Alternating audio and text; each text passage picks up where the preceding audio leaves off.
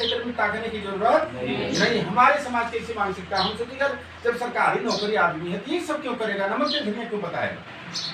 चलिए देखते हैं, सुनते हैं तो क्यों। अब उनको मैं सुनने गया, बैठा वहाँ पे तो बहुत सारी बातें हुई।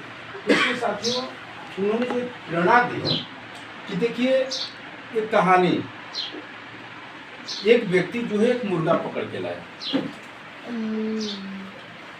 तो मुर्गा का स्वभाव है भाई भोर में आवाज लगाना, पंख फड़फड़ाना, मुड़ी ऊपर नीचे घुटघुटाव करना, उसका स्वभाव है। अपना वो स्वभाव करता रहा। तो वो आदमी उसे एक आदेश किया कि देखो कि कल से तुम्हें पंख नहीं फड़फड़ाना, यदि पंख फड़फड़ाए तो हम तुम्हें काट देंगे। और मुर्गा जो है अगले दिन से पंख फड़फड़ाना बंद कर दिया। कट जाएंगे, मर जाएंगे। लेकिन मुड़ी हिलाया और अपनी भोर में आवाज लगाया, ये सब और काम किया, लेकिन पंख नहीं फड़फड़ाया। तो उस आदमी को नहीं रहा गया। फिर अगले दिन आया, बोला कैसा कि कल से तुम जो है मुड़ी अब ऊपर नीचे नहीं करोगे, मुड़ी ऊपर नीचे किए तो हम तुम्हारे पंख को मतलब हम तुम्हें काट देंगे। तो मुर्गा कहा कि ठीक।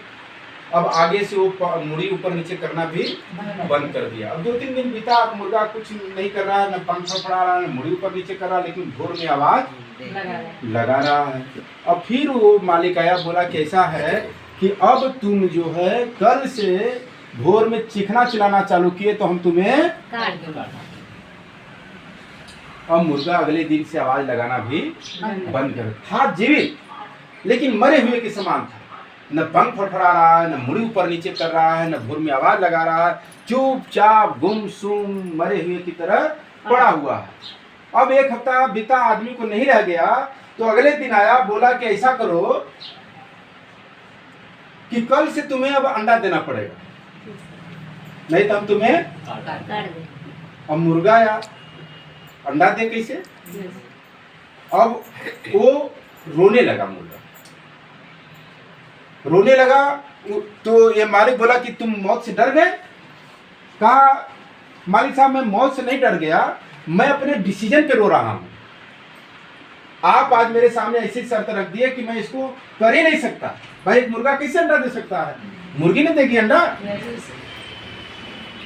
मुझे इस बात पे अफसोस हो रहा है, रोना आ रहा है कि इतने दिनों तक जब मरना तय था, इतने दिनों तक मैं गुलामी वाली जिंदगी को क्यों जिया, क्यों अपनी स्वतंत्रता को हमने खो दिया, क्यों हमारी इच्छा हो रही थी कि उड़ूं, मेरी इच्छा हो रही थी फड़फड़ाऊं, मेरी इच्छा हो रही थी आवाज लगाऊं, तो मैं इन सारी चीजों को क्यों दबा दिया, मैं क्यों नहीं खुल के जिंदगी जिया। इस बात का मुझे गिलानी है, अफसोस हो रहा है, क्योंकि मैंने खुल के जिंदगी नहीं जी पाया। मरना तो तय है, लेकिन एक दिन तो मर ही जाऊंगा, लेकिन खुल के जिए होते तो मुझे अंदर से शांति मिली होती कि मैंने आजादी वाली जिंदगी, शान वाली जिंदगी जिया। और साथियों कहीं न कहीं इस मुर्गे वाली कहानी हम सभी लोगों के ऊपर भी लागू होती है। आज हम कहीं न कहीं अपने आप को बेचे हुए हैं, कहीं न कहीं गुलामी की जंजीर में जकड़े हुए हैं, कहीं न कहीं दूसरे के ऊपर आश्रित हैं, कहीं न कहीं छुट्टी चाहिए तो दूसरे के ऊपर हमें देखना पड़ता है, हजूरी करनी पड़ती। होता कि नहीं होता? भाई हमारा मानव जीवन मिला किस लिए? गुलामी करने के लिए?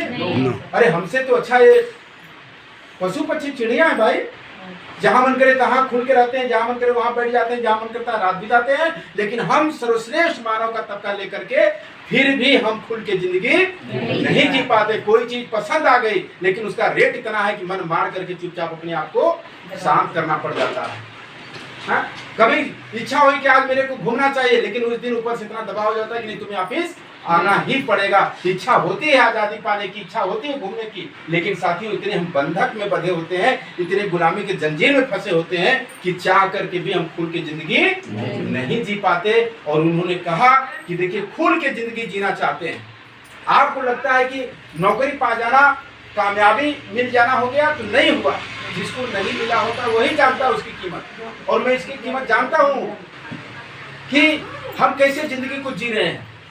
इसलिए हम खुल के जिंदगी जीना चाहते हैं, आजाद वाली जिंदगी जीना चाहते हैं, जहां इच्छा करें वहां रात और जहां इच्छा करें वहां दिन बिताने वाली जिंदगी में जीना चाहता हूं। किसी के कदमों पे, किसी के कलम के आदेश का हमें न डर सताए, वो जिंदगी में जीना चाहता हूं। और इसलिए मैं इस बिजनेस का चुनाव किया।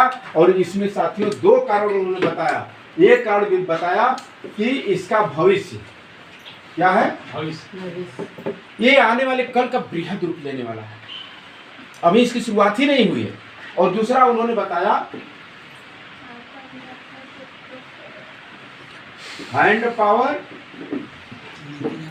और घंटा पावर बढ़ाने का शानदार प्लेटफॉर्म। ये दो वजह से बताए कि मैं इस बिजनेस को करता हूं।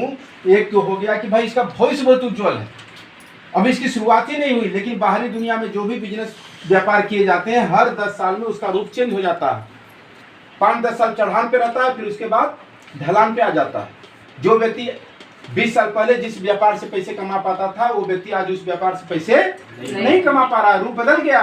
उन्होंने उदाहरण दिया कि भाई पहले जमाने में लोग एसटीडी पीसीओ खोल के भी लोग पैसे कमा लेते थे, चट्टी चौराहे पे दुकानें लगा के लोग पैसे कमा लेते थे, लोग सिनेमा हॉल, आप लोगों को याद होगा कि शादियों में पर्दा का सिनेमा जाता था। Yes sir. हाँ? और पहले जब क्लियर हो जाता था कि भाई उनके शादी में सिनेमा जा रहा है, तो नौजवान लड़के बड़े उत्साहित हो जाते थे। Yes sir. बाबूजी तो के बात करना जाए कि वहाँ हम जाओ, कहा भैया पर्दा का सिनेमा है ना। पहले ही सारे अपने एक मेजॉरिटी के लड़के तैयार हो जाते, नहीं उनके शादी में हम लोग को चलना, उनके शादी में पर्दा का सिनेमा जा रहा है। कौन फिल्म? कोहराम। कोहराम है ना, कोहराम। क्या उसका पहले से हम लोग विज्ञापन करते थे, मन में एकदम विजुअलाइजेशन करते थे। यानी कि जो लोग उस समय उस व्यापार से जुड़े वो भी खूब पैसे कमाए। और आज कोई व्यक्ति भी पर्दा का सिनेमा अपने शादी में ले जाए तो हमें लगता है कि इज्जत बनना तो इज्जत बिगड़ जाएगी। यस। कौन जमाने का आदमी है अभी